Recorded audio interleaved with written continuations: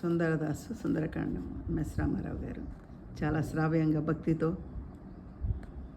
పారాయణం చేశారు.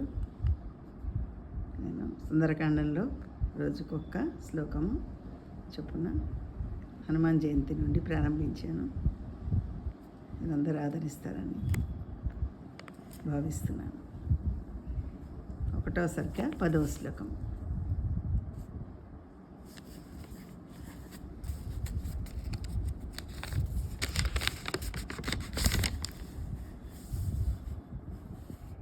కృతయుగంబున విచ్చలవిడిగా గిరులెగిరెడివి రెక్కలు గలిగి ఇంద్రుడలిగి లోకాలను గావగా గిరుల రెక్కలను ముక్కలు చేయగా వాయుదేవుడు దయగొని నన్ను వేవేగముగా వారిది చేర్చెను.